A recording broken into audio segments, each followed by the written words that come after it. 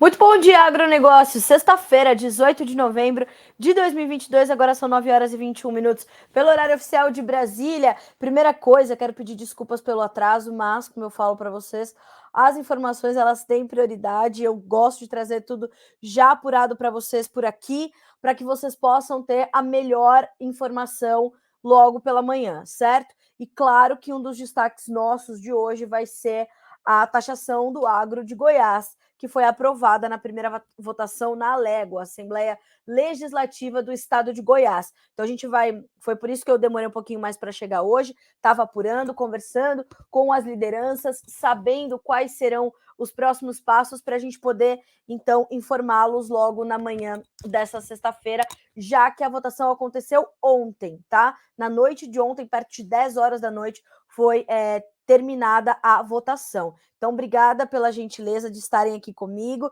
de estarem aqui me aguardando para a gente fazer o Bom Dia Agro de hoje. Mas, como eu sempre digo para vocês, né, a notícia tem prioridade para que vocês possam ser os produtores rurais mais bem informados do Brasil, como sempre, ok? Então, o que você vai fazer? Já vai começar a compartilhar essa live, porque hoje tem muito assunto para a gente tratar por aqui, tá certo? Você que está no Instagram, vai mandando essa abertura de mercado aqui do Notícias Agrícolas para os seus colaboradores, para os seus funcionários, para os seus colegas de trabalho, enfim. E você que está no YouTube e no Facebook, a mesma coisa, fechado? Ó, nós estamos ao vivo por todas essas plataformas e as nossas linhas de comunicação estão abertas, tá certo? Então vá mandando as suas colaborações, as suas perguntas, dúvidas, críticas e sugestões, que a gente junto vai aqui pela próxima hora para te trazer todas as informações de hoje. Letícia Guimarães nos acompanha direto da redação do Notícias Agrícolas e o Bom Dia Agronegócio tem o apoio da Cochupé, a maior cooperativa de cafeicultores do mundo, que te convida a participar da nossa transmissão no dia 25, às 19 horas, horário de Brasília, do especialíssimo edição de 2022. Então, tem informação boa chegando para você, tem premiação, tem a qualidade comprovada do café brasileiro. E hoje é sexta-feira, então tem Momento IBARNE. A gente vai falar sobre a comercialização digital de grãos, vai falar sobre esse aplicativo que está revolucionando a comercialização aqui no país e já já a Thais Albuquerque estará conosco para trazer informações de como foi essa semana, saber se teve muita oferta de soja aparecendo no mercado, com o dólar chegando a 5,50, senhoras e senhores. Vamos falar sobre isso também, tá? Bom, vamos lá. Primeira coisa, vamos ver os preços, né? Vamos dar uma olhadinha em como é que estão os preços. Bolsa de Chicago. Já adianto que hoje é um dia de alta para praticamente todas as commodities, é quase que um dia de recuperação, porque nós tivemos baixas aí agressivas, né, nos últimos dias. Então, o que nós temos hoje? Soja, 14 dólares e 26 centos por bushel no contrato de janeiro, 0,7% de alta. O milho sobe 0,5% para valer 6 dólares e 71 centos. O trigo, 8 dólares e 14, 0,9% de ganho. E ainda na Bolsa de Chicago sobem óleo de soja, 1% de alta para 70 centos mais 95 por libra, e o farelo, 405 dólares e 20 centos por tonelada curta, alta de 0,7%. Na Bolsa de Nova York, o café sobe forte, testa alta de 2,4% na manhã de hoje, com 1 dólar e 60 por libra peso, 1 dólar e 60 mais 28 por libra peso. Ontem se aproximou de 1 dólar e 50 por libra. O mercado viu ali um fundinho de poço, né? Um pizinho, falou, vamos embora para cima de novo. Agora já recuperou e vai para 1,60. Açúcar também subindo, tem 0,6% de alta. O algodão continua caindo, 0,3% de queda para 86 centos mais 77 por libra. O petróleo segue recuando, apesar da alta nas demais commodities. O petróleo tem 81 dólares e 28 centos no WTI, perdendo 0,4%, enquanto no Brent a baixa neste momento é de 0,9% para 89 dólares e 1 cento por barril, tá? O gás natural cai forte, tem 3,8% de baixa no mercado futuro norte-americano, também por isso traz essa pressão sobre os futuros do petróleo, então estão mercados completamente relacionados. O ouro e a prata sobem, o ouro sobe um tiquinho, 0,08%, enquanto a prata já para cima, 1,2% de ganho. O cobre cai 0,4% na manhã desta sexta-feira. O dólar index, que vinha subindo, se recuperando das baixas, né, da última semana, hoje também no movimento de correção, perde 0,2% agora para 106.343 pontos, tá? Temos também o fechamento, na verdade, da Bolsa de Dalian, mercado futuro chinês, levantamento da Agriinvest Commodities. Aliás, o que você vai fazer? Vai seguir a Agriinvest nas redes sociais. Importantíssimo, tá? Insights de quem vive o mercado. Sempre falo isso para vocês. É muito importante que isso aconteça, tá? Ó, vamos dar uma olhadinha aqui no fechamento de Dalian. Farelo fechou em baixa, estava olhando para Chicago. Farelo fechou em baixa, óleo fechou em alta, milho fechou em queda, mercado futuro chinês, tá? Destaques dessa semana, segundo Eduardo Vanin. O G20 e o encontro amigável entre Xi Jinping e Joe Biden, né, durante a cúpula do G20, lá em Bali, na Indonésia, eles se encontraram. Aliás, antes de começar a cúpula, eles já estavam juntos, né? A extensão do corredor de grãos, ou seja, demos essa notícia ontem, vamos estendê-la hoje. Foi renovado o acordo para o corredor de grãos, né, saídos ali as ofertas que saem ali dos portos da Ucrânia, né, por mais 120 dias, tá? Então, esse foi um dos destaques. E a forte queda do farelo na China, além da completa desvalorização do real, que segundo o presidente eleito, paciência, né? Numa visão completamente obtusa do que está acontecendo. Eu achei muito interessante uma expressão de uma jornalista da CNN que falou: o Brasil pode começar uma aventura fiscal, né? Porque a gente não precisa pensar agora no teto de gasto. E o vice-presidente eleito, o senhor Geraldo Alckmin, falou que é hoje, agora, né, como a gente precisa olhar para o social, o teto de gastos é mais problema do que solução. Então, tá bom. Bom, depois a gente vai falar sobre isso, tá? Temos, num acumulado da semana, Bolsa de Dalian, mercado futuro na China. No acumulado da semana, muito importante você prestar atenção nisso agora. Farelo caiu 10,8%, o óleo de soja 0,7% e o óleo de palma 4,1%. Por que o óleo de palma caiu mais? Os estoques de óleo de palma na China aumentaram, tá? O suíno vivo fechou a semana com 0,13% de baixa e o minério de ferro com alta de 7,1%. Então, caíram as agrícolas e o minério de ferro subiu aí 7,1%. Qual é o resumo da manhã dessa sexta-feira pelo Eduardo Vanin? Bolsa subindo, dólar index de lado, petróleo perto de $82 por barril, com queda de 8% na semana. 8%. Na China, o Covid continua pegando mais de 25 mil casos nesta sexta-feira tão somente. A província de Guangdong continua sendo o epicentro, com mais de 10 mil casos. Bolsas na China caindo, inflação no Japão na máxima de 40 anos, clima favorável para a América do Sul a partir de segunda-feira, ameaça de paralisação de caminhões no Brasil. Já há, né, nós vimos circular nesses últimos dias da semana várias e várias informações sobre as questões todas dessa paralisação dos caminhoneiros a partir dessa sexta-feira, dia 18. Nós já temos, né, algumas primeiras informações ali, algumas primeiras colocações de que, de fato, já temos alguns pontos ali de paralisação, nada muito grave. Vou até abrir aqui a conta no Twitter da Polícia Rodoviária Federal para ver se eles nos trazem alguma informação de última hora, né?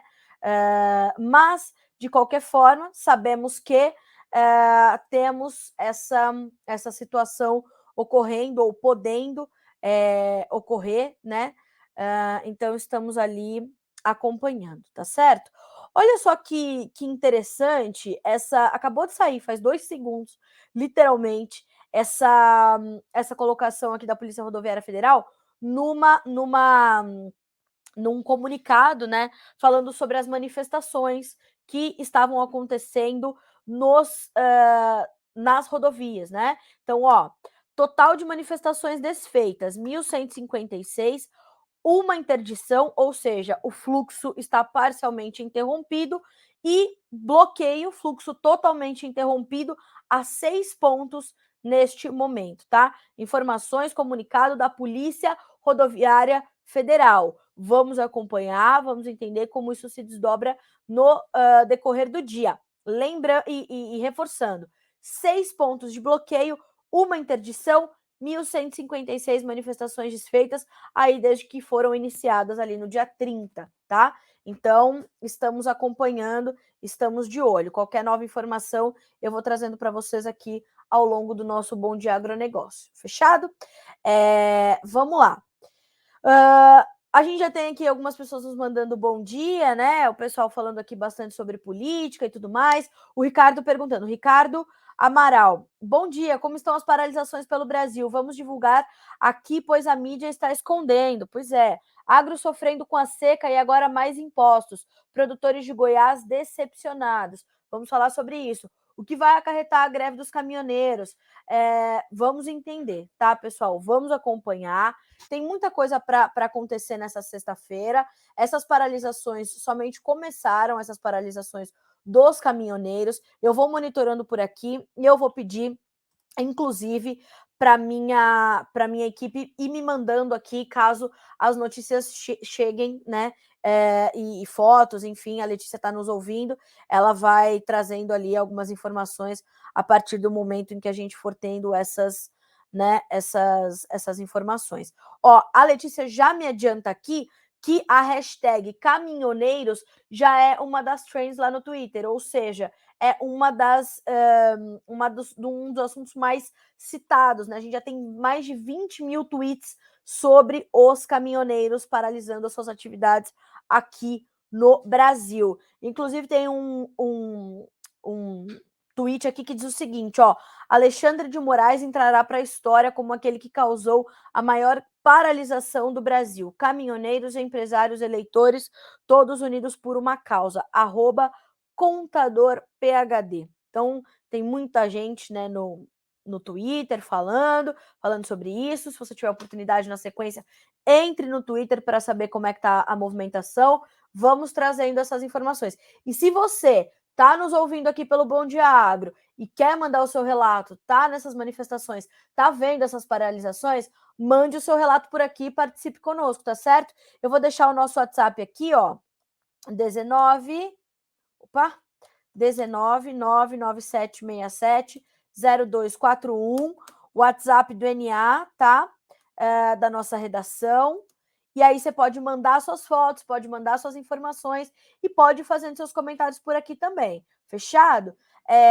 Então, estamos acompanhando. Vá mandando as suas informações, né? É aquilo que a gente costuma dizer, são os nossos repórteres espalhados pelo Brasil todo, tá certo? Pois é, ó, a Lilian Sommerfeld, né? Ficou famoso por fazer cumprir a lei. Eita, Brasil! Manifestações desnecessárias, o Gabriel Silva. A eleição já acabou. O José Ricardo perguntando sobre essa possibilidade da greve dos caminhoneiros. Bom dia, Bom dia, viu, Gabriel? O Gabriel tá dizendo bom dia, inscrito novo. Bom dia, Gabriel. Seja bem-vindo ao Bom Dia Agronegócio, ao canal do Notícias Agrícolas. É aqui que a gente vai ter essas informações e ter esses bons debates, né? Que é assim que a gente vai para frente, certo? Então, temos essas primeiras informações dos caminhoneiros. Bom dia, Carla Mendes. Passos, Minas Gerais e o mercado de commodities, como vai ficar? Vamos falar sobre ele? Bom, senhoras e senhores, vamos começar por isso, e aí na sequência a gente já vai chamar Thaís Albuquerque. Não, antes de mais nada, vamos começar falando sobre, claro, como eu falei, a taxação do agro em Goiás, tá? Qual é o processo e o que está acontecendo? Ontem aconteceu uma sessão na Alego, Assembleia Legislativa do Estado de Goiás, para fazer a primeira votação da criação do chamado Funderinfra, que é o Fundo Estadual de Infraestrutura, né? Como vai ser criado este fundo, segundo o governador reeleito pelo Partido União Brasil, Ronaldo Caiado, para o Estado goiano, com uma taxação, uma contribuição do agronegócio. Então, assim, é uma taxação, o governador trata como uma contribuição, tá? Essa alíquota poderia chegar até 1,65% sobre a comercialização, aí vai depender ali, por exemplo, no caso da pecuária, da idade do rebanho, do tamanho da propriedade, do tamanho da sua produção de grãos. Essa alíquota vai incidir sobre cana-de-açúcar, agricultura, pecuária e a mineração. Então, além do agro, também tem a mineração. Segundo o governador Ronaldo Caiado, são setores que, abre aspas para o governador, tá? São setores que já são beneficiados por políticas de incentivos fiscais ou de tributações especiais. A contribuição pode chegar até 1,65% e varia de acordo com o setor, de acordo com a realidade do produtor rural. A contribuição proposta, se aprovada, terá vigência nos 4 anos do governo de Ronaldo Caiado, os próximos 4 anos, porque ele foi reeleito. Tá? O que aconteceu? Houve, então, a criação deste projeto de lei, que foi para a Assembleia Legislativa e foi votado, inclusive, com caráter de urgência. Tá? E foram, então, por um placar de 22 votos a favor e 16 contra, que passou na primeira votação a aprovação dessa taxação sobre o agro goiano. Tá? Vamos entender agora que essa votação ela tem uma segunda etapa, então na semana que vem ocorre a segunda votação, para aí então o projeto de lei ir à sanção pelo governador Ronaldo Caiado. A FAEG já se manifestou através de uma nota dizendo que vai tentar reverter a situação.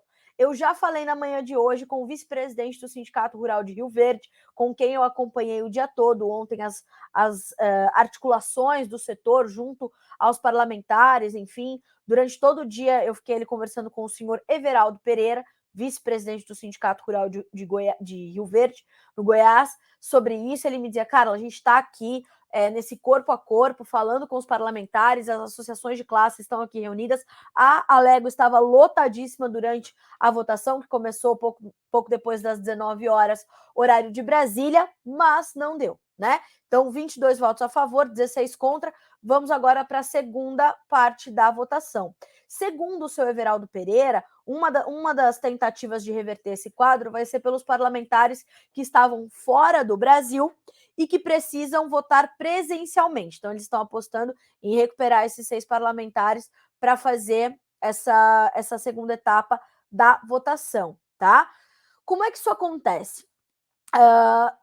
Essa é a primeira vez, eu acho, que a gente tem uma votação somente presencial desde o início da pandemia. E segundo o seu Everaldo Pereira, é o assunto mais polêmico que a Alego tratou nos últimos 4 anos, né?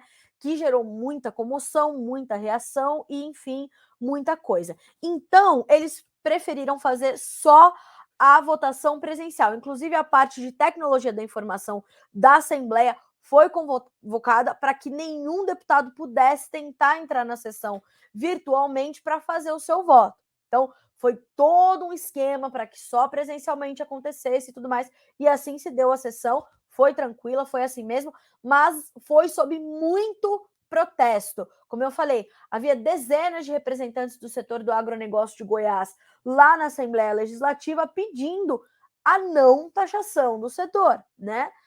Mas, como eu falei, passou, então, neste primeiro pleito, né, a aprovação da criação do fundo. Quem foram os parlamentares que votaram a favor desta medida, deste projeto de lei? Álvaro Guimarães, do União Brasil, Bruno Peixoto, do União Brasil, Dr. Antônio, do União Brasil, Rubens Marques, do União Brasil, Thales Barreto, do União Brasil, Tião Caroço, do União Brasil, Virmontes Cruvinel, do União Brasil, Hamilton Filho, do MDB, Charles Bento, do União Brasil, Francisco Oliveira, do MDB, Lucas Calil, do MDB, Tiago Albernaz, do MDB, Zé da Imperial, do MDB, Cairo Salim, do PSD, Max Menezes, do PSD, Wilde Cambão, do PSD, Coronel Adailton, do PRTB, Dr. Fernando Curado, do PRTB, Júlio Pina, do PRTB, Jefferson Rodrigues, do Republicanos, Rafael Gouveia, do Republicanos e o Henrique César, do PSC, tá? Então, esses foram os parlamentares que votaram, os 22 parlamentares que votaram a favor da criação do Funder Infra, tá? Vamos acompanhar, semana que vem tem mais.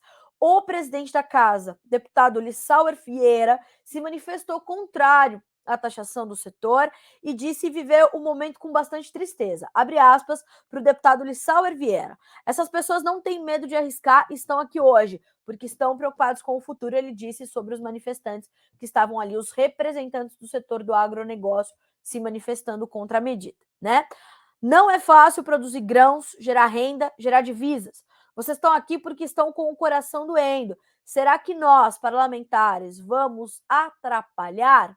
Então, vamos acompanhar. Para complementar, o governador Ronaldo Caiado esteve no programa Hora H do Agro da Jovem Pan, da jornalista Kellen Severo, dando uma entrevista, dizendo que é o seguinte: esse fundo vai ter um representante do setor rural, um da Controladoria Geral do Estado e um do governo do estado de Goiás. Esses três vão gerir o fundo e ele não vai, essa arrecadação não vai para o Tesouro do Estado, vai direto para o fundo para voltar, ser retornado para o setor com melhorias ali das vias e rodovias. Então, vamos entender, vamos acompanhar né, o que acontece a partir de agora. Fechado? Então, estamos acompanhando. Esse é um dos principais assuntos da manhã dessa sexta-feira, porque, como eu adiantei, nós tivemos, então, essa decisão saindo ontem, depois das 10 horas da noite, tá? Então, está em manchete no Notícias Agrícolas, tem ali a notícia completinha do portal, né, da Agência Assembleia de Notícias, e a gente vai repercutir com as lideranças ao longo dessa sexta-feira. Fechado? Vamos juntos, então. Bom, tratamos da principal pauta. Vamos dar uma olhadinha no mercado de grãos, como é que está se comportando.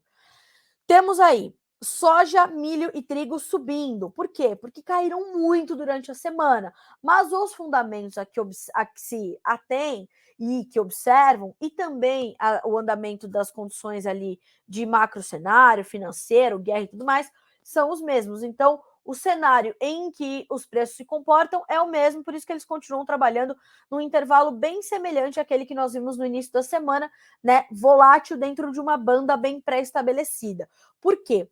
Porque todos os três precisam de novidades para registrar um movimento mais intenso, seja para cima, seja para baixo, tá? Então, precisamos ter esse entendimento. Na soja, agora, as altas variam de 9,25 a 9,5 pontos. O contrato janeiro tem 14 dólares e 26 centes por bushel, o março 14 dólares e 31, o maio 14 dólares e 38, o julho 14 dólares e 40. Aqui tem atenção no mercado da soja. Ao clima na América do Sul, toda a nossa safra está sendo desenvolvida agora, plantada na Argentina, se desenvolvendo no Paraguai, terminando o plantio no Brasil. Então, há o mercado climático sul-americano em andamento. É terceiro ano consecutivo de laninha, há problemas que já vêm sendo registrados. Teremos algumas surpresas? Vamos acompanhar. Na segunda-feira, às 9 horas, pelo horário de Brasília, no Bom Dia Agro estará conosco o diretor da Pátria Agronegócios, Matheus Pereira, para nos trazer a perspectiva. Porque hoje, no final do dia, saem os dados de plantio e onde o plantio está avançando mais ou menos. Por que é importante a gente saber? Porque ele vai trazer também as questões climáticas e a gente entender que a gente não vai ter uma safra tão extraordinária como inicialmente se previu. O que nós teremos será realmente uma safra recorde, né? Mas Carlinha, vai ser uma grande safra, mas ela tem problemas, porque há pontos deste país de proporções continentais que têm problemas, tá? Então vamos olhar para isso. Clima na América do Sul, comportamento da demanda chinesa, falamos durante toda a semana sobre isso. A China não tem soja agora, não tem farelo, mas o mercado futuro, inclusive chinês, já está precificando uma normalização das condições, com o recebimento da China aí de soja dezembro, janeiro, voltando a normalizar o fluxo do esmagamento, terminando com aquele apagão de farelo e começando a trazer certa estabilidade aos mercados. Por isso, separei também aqui um comentário de Eduardo Vanin sobre a questão do farelo, tá? Os futuros do farelo recuaram quase 10%, quase 11%, né, nessa semana, com a expectativa de crescimento do número de navios embarcados nos Estados Unidos. E, de fato, os embarques se aceleraram nas últimas 4 semanas. A China embarcou nos Estados Unidos 7,5 milhões de toneladas de soja de 13 de outubro a 3 de novembro. Na Argentina, 1 milhão de toneladas, no Brasil 1,3 milhão. Toda essa soja deve chegar na China entre 15 de dezembro e 15 de janeiro, tá? O que vai acelerar o processamento. O mercado lá na frente já começa a antecipar a regularização da oferta de farelo e óleos. Parece que o apagão, portanto, vai acabar. A China também tem recebido muito óleo de palma. O que eu falei no começo do Bom Dia Agro? Por isso que temos essa baixa acumulada de 4% na semana, tá? O estoque de óleo de palma nos portos mais do que dobrou em 2 meses para 770 mil toneladas, passando os estoques de óleo de soja. Internamente, as empresas de carnes continuam com o mantra da redução do uso de farelo, outro fator negativo. No mercado de carnes, a pressão continua. Reguladores voltaram a falar hoje em preços muito altos da carne, puxando a inflação. A inflação de alimentos subiu 7% na comparação anual, puxada principalmente pela carne suína, com alta de 51%. Tá? Os planejadores continuam recomendando o aumento da oferta e a redução dos lucros abusivos dos lucros abusivos que também já foram registrados aí nesse acumulado, tá? Bom, o que a gente vai precisar entender? Esses são fundamentos que vão ser monitorados e que vão mudar com mais lentidão.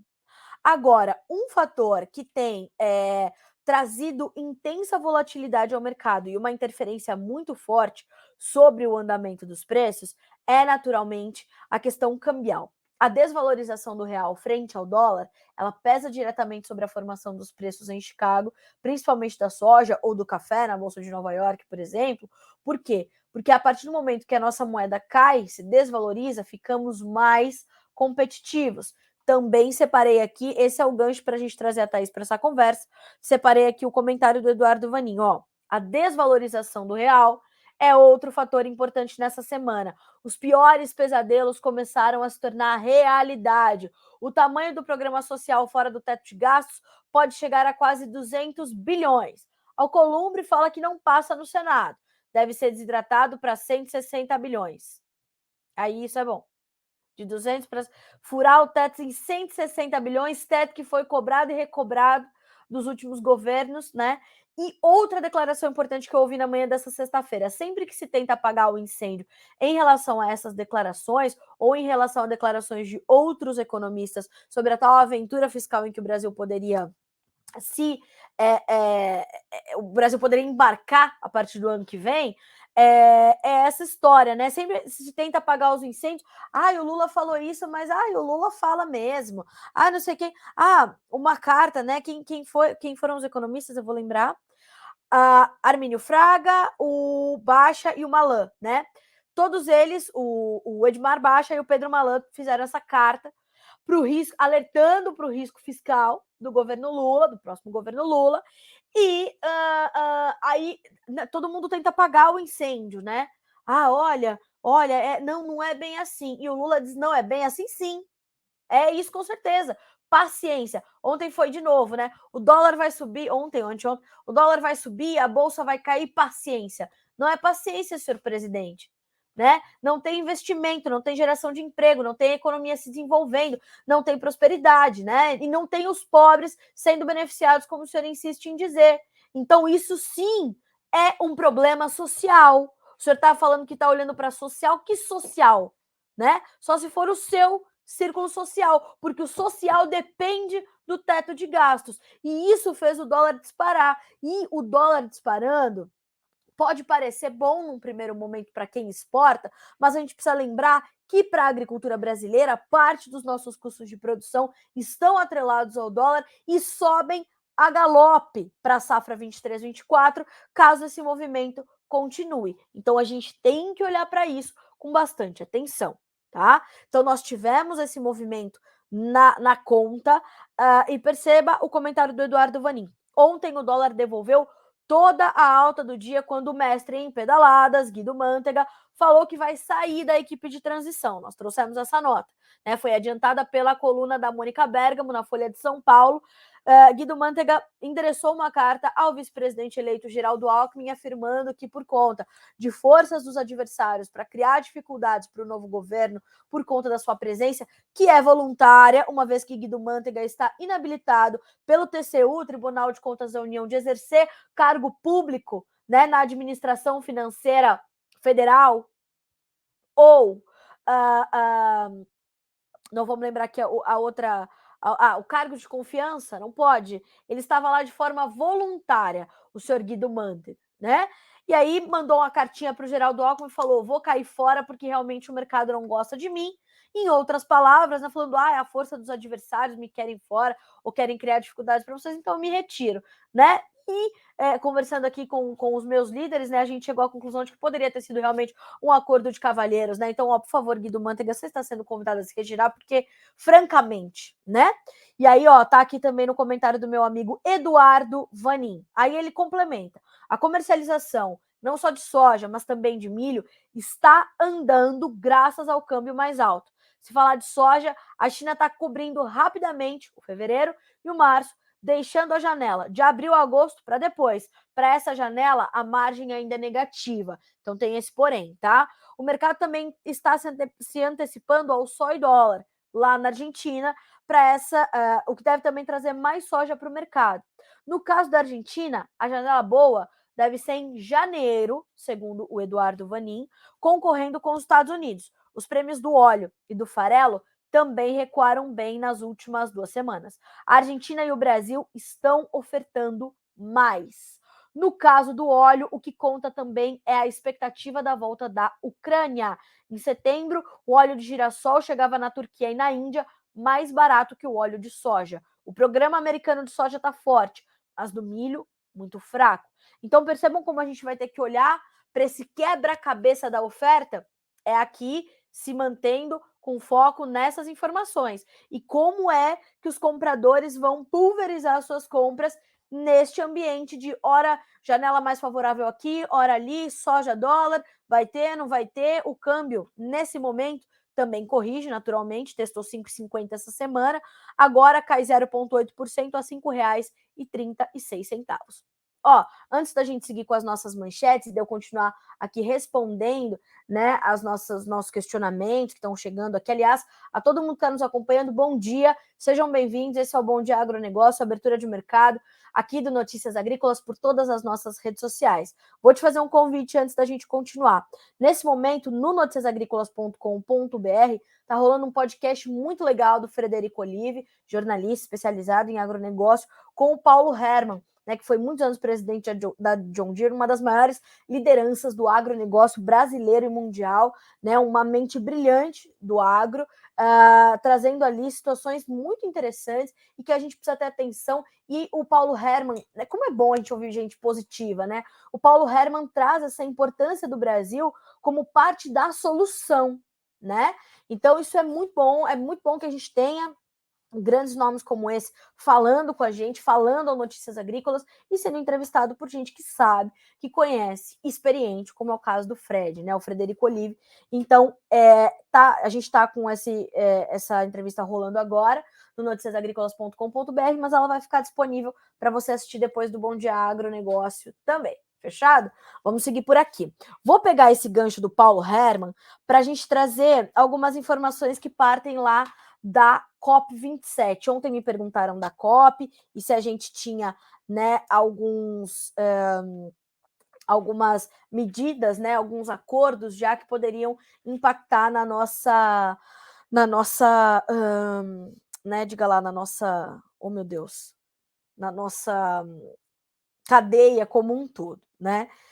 Eu separei aqui alguns pontos que foram destacados também nas redes sociais, na mídia e tudo mais da COP, porque depois, né, do discurso do ex-presidente, eu fico com essa de ex-presidente, né, do presidente eleito, Luiz Inácio Lula da Silva, lá em Sharm el-Sheikh, no Egito, a gente vê que esse discurso meio empoeirado, né, do Lula, o Brasil está de volta, inclusive hoje também destacado por um outro jornalista da grande mídia, quase que um plágio de uma frase de Joe Biden quando foi eleito e foi para a COP e disse, né, America's back, a América está de volta. Agora Lula se vale, então, da frase de Joe Biden para dizer o Brasil está de volta. O Brasil sempre esteve presente, né? E aí a gente acaba saindo um pouquinho do foco, né, de informações importantes para o nosso setor. Então vamos recuperar algumas coisas importantes que aconteceram nesses últimos dias.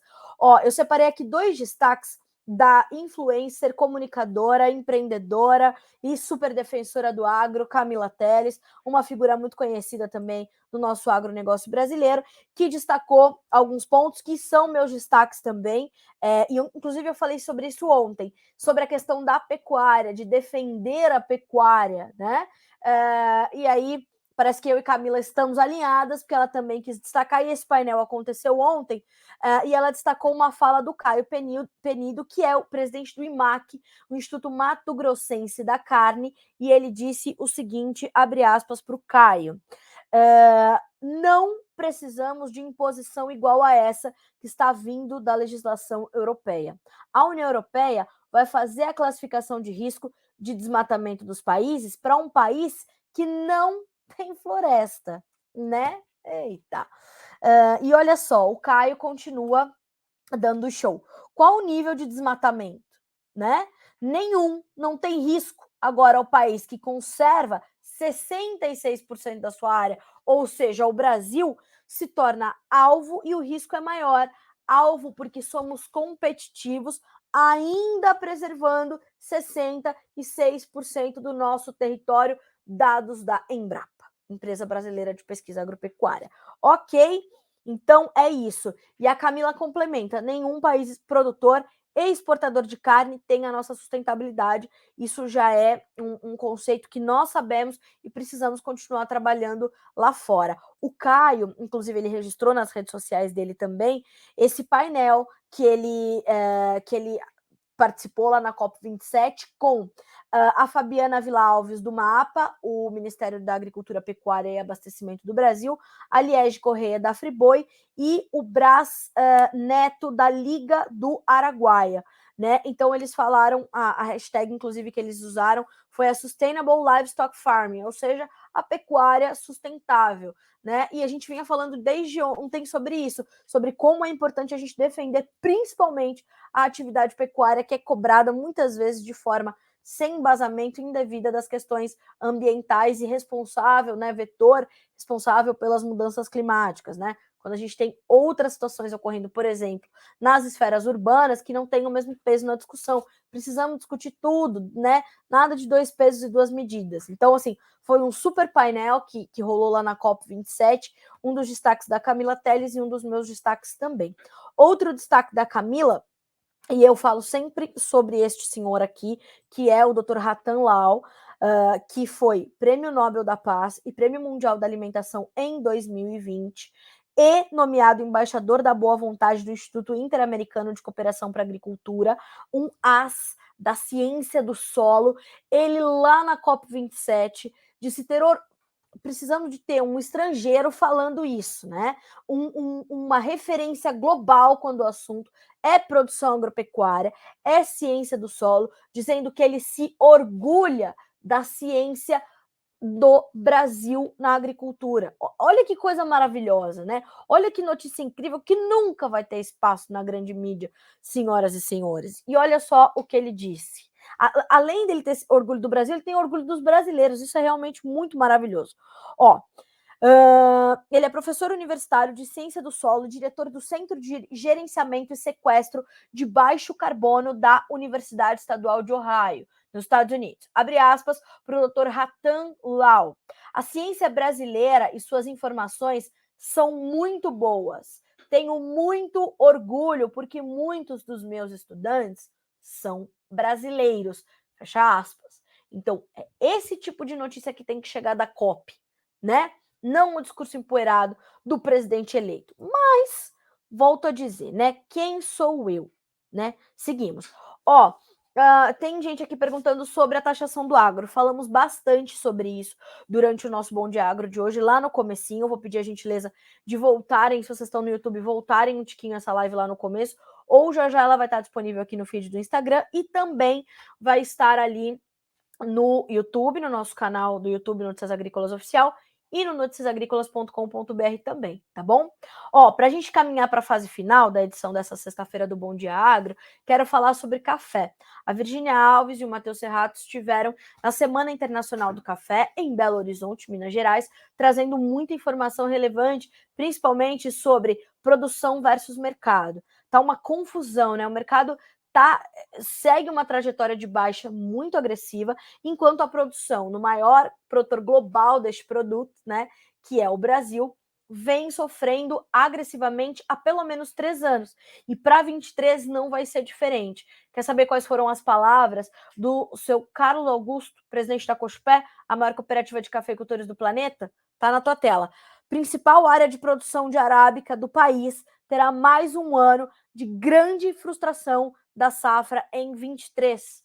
Fecha aspas. Seu Carlos Augusto, presidente da Cochupé. Por quê? Nós tivemos seca, nós tivemos geada, nós tivemos problemas climáticos sendo carregados de uma safra para outra. Ó, a Virgínia está aí rodando na sua tela e você vai ver que essa entrevista já está disponível, né? O link já está no YouTube, para você que está nos acompanhando pelo YouTube. E a gente está ali de olho nisso, tá? Então, vamos acompanhar, vamos ter atenção, porque o mercado continua recuando de forma bastante agressiva, hoje corrigindo um pouquinho as últimas baixas, né? Mas os preços são aí, ou testam, né? As mínimas dos últimos meses. Então, hoje, os preços sobem mais de 1%, mas quase todos eles abaixo de $1,60 por libra-peso. Né? Apenas o julho tem $1,60 mais 10. Então a gente tem o dezembro com $1,55, o março com $1,58, o maio com $1,58 mais 95 e o julho com $1,60 mais 10. A Minasul, o pessoal do Conilon e o mercado de uma forma geral acredita que o preço pode realmente buscar $1,50, testar essas baixas. Por quê? Porque tem uma influência muito forte do financeiro, dos temores de uma recessão econômica global, de uma demanda que pode cambalear caso a gente tenha mais problemas econômicos, da continuação da guerra entre Rússia e Ucrânia.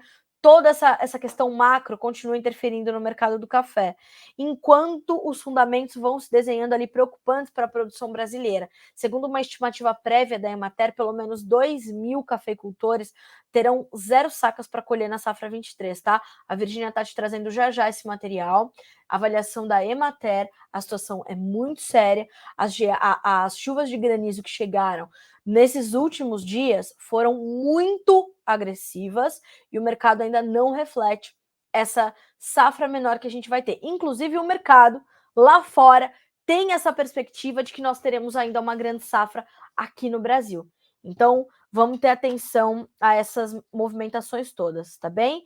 É um mercado que ainda vai trazer algumas surpresas, é um mercado que ainda vai exigir um monitoramento bem de pertinho de tudo isso que está acontecendo, tá bom? Então, tenham atenção, porque mais informações vão chegando por parte da Virgínia nessas próximas horas de sexta-feira, e amanhã também tem mais, tá? Tem informação chegando no seu final de semana também, aqui no Notícias Agrícolas.